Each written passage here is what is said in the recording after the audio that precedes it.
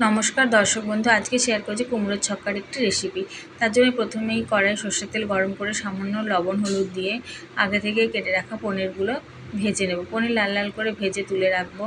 ওই তেলের মধ্যেই 5 ফোড়ন, শুকনো লঙ্কা ও তেজপাতা ফোড়ন দিয়ে ফোড়নটা ভাজা হয়ে গেলে দিয়ে দেবো আগে থেকে ভিজিয়ে রাখা ছোলাটা দিয়ে নাড়াচাড়া করে সামান্য লবণ দিয়ে দেবো 1 চামচ আদা বাটা দিয়ে কষিয়ে নিয়ে দিয়ে দেবো হলুদ গুঁড়ো, জিরে গুঁড়ো, ধনে গুঁড়ো ও লঙ্কার গুঁড়ো। মশলাটা ভালো করে কষানো হয়ে গেলে ওর মধ্যে দিয়ে দেবো কেটে রাখা কুমড়ো, আলু দিয়ে ভালো করে নাড়াচাড়া করে নেব। দিয়ে দেবো পরিমাণ মতো লবণ দিয়ে বার কতক ঢাকা চাপা দিয়ে রান্না করলেই কুমড়ো আলু সেদ্ধ হয়ে যাবে। আলাদা করে জল দেওয়ার দরকার নেই, কুমড়োর জলেই কুমড়ো সেদ্ধ হবে। এই পর্যায়ে দিয়ে দেবো ভেজে রাখা পনির দিয়ে নাড়াচাড়া করে মিষ্টির জন্য দিয়ে দেবো সামান্য চিনি দিয়ে নাড়াচাড়া করে গ্যাসের ফ্লেম বন্ধ করে 1 চামচ ঘি দিয়ে ঢাকা দিয়ে দেবো। ঢাকনা খুলে গরম গরম পরিবেশন করুন এই কুমড়োর ছক্কা।